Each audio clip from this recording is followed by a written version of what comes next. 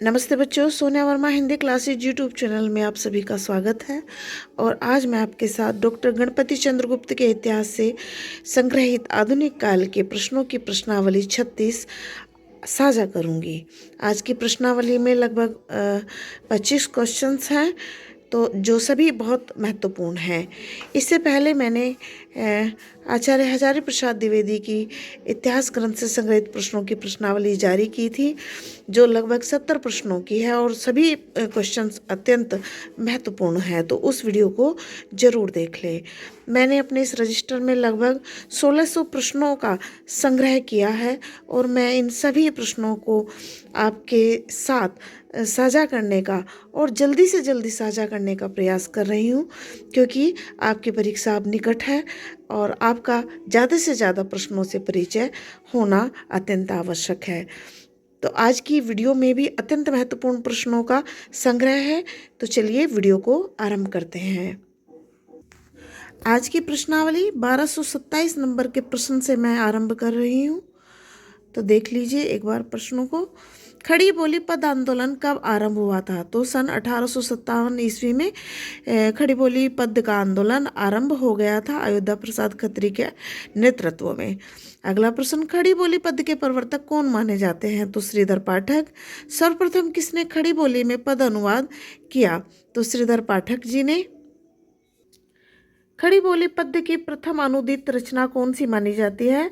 तो श्रीधर पाठक कृत एकांतवास योगी आचार्य महावीर प्रसाद द्विवेदी के काव्य आदर्शों को पूर्ण रूपेण किसने पूरा किया? तो राष्ट्रकवि मैथिलीशरण गुप्त ने।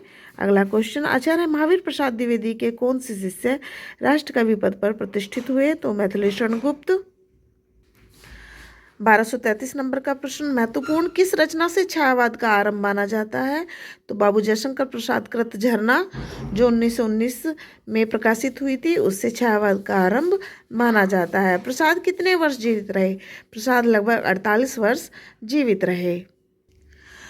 अगला क्वेश्चन, प्रसाद ने पहले ब्रजभाषा में फिर खड़ी बोली में कौन सा काव्य लिखा था?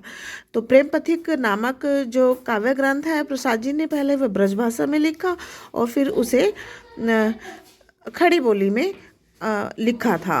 प्रसाद जी की सर्वश्रेष्ठ रचना कौन सी है? तो प्रसाद जी की सर्वश्रेष्ठ रचना कामायनी है। रामचरितमानस के पश्चात किस कृति का दूसरा स्थान है? तो भारतीय जनमानस में रामचरितमानस के पश्चात कामायनी को बहुत ज़्यादा पढ़ा गया, तो इस स्थान पर कामायनी आती है। छायावाद के प्रवर्तक और सर्वश्रेष्ठ कवि कौन है? तो बाबू जयशंकर प्रसाद।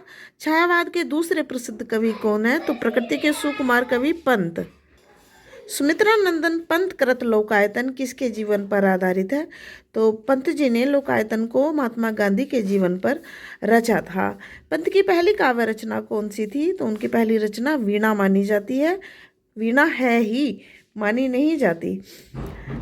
निराला का पहला काव्य संग्रह कौन सा है? तो अनामिका। श्रीमती महादेवी वर्मा ने अपनी वेदना को कैसी वेदना कहा है? तो उन्होंने अपनी वेदना को मधुर वेदना का नाम दिया है। किसे हालावाद कहा गया है? तो मौज मस्ती व सौंदर्य के काव्य को हालावाद कहा गया है। अगला क्वेश्चन, हालावाद के कवियों में किसका सर्वोच्च स्थान है? तो डॉक्टर हरिवंश राय बच्चन का हालावाद के कवियों में सर्वोच्च स्थान है। ये प्रश्न जो अब आ रहे हैं सभी बहुत महत्वपूर्ण है और भिन्न प्रकार से परीक्षाओं में पूछे जाते हैं। तो देखिए, धरती के जीवन के निकट का कवि किसे कहा गया है? तो हरिवंश राय बच्चन को। अगला प्रश्न, राष्ट्रीय चेतना के प्रधान कवि कौन है? तो माखनलाल चतुर्वेदी। कौन सच्चे प्रगतिशील युग चेता व सबसे प्रबुद्ध कवि माने गए हैं? तो राष्ट्रकवि रामधारी सिंह दिनकर। देखिए, पहले राष्ट्रकवि मैथिलीशरण गुप्त, दूसरे रामधारी सिंह दिनकर। मैं इसी तरीके से आपको पढ़ाते हुए चलूँगी। हालांकि एक एक प्रश्न पर आपको बहुत ज़्यादा पढ़ाया जा सकता है, किंतु वीडियो इससे लंबी हो जाती है। तो मैं अब अगले प्रश्न को देख लेती हूँ।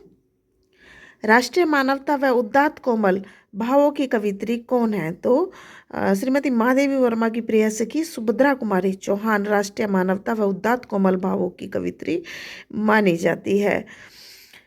अगला और अंतिम प्रश्न इस प्रश्नावली का, भारत में प्रगतिशील लेखक संघ का पहला अधिवेशन कब हुआ?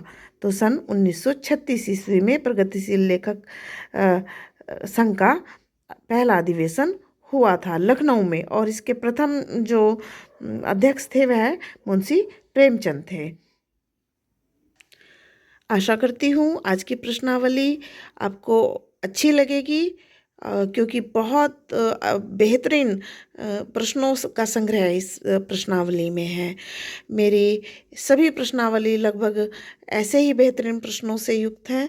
तो यदि वीडियो पसंद आए तो वीडियो को लाइक कीजिए, चैनल को सब्सक्राइब कीजिए और वीडियो को ज़्यादा से ज़्यादा शेयर कीजिए, ताकि अधिक से अधिक बच्चे इस वीडियो का लाभ उठाकर अपनी परीक्षा में सफलता को प्राप्त कर सके। चलिए, ऐसी ही नवीन प्रश्नों से युक्त नई प्रश्नावली के साथ मैं कल फिर आपसे मिलूंगी। तब तक के लिए नमस्ते, धन्यवाद।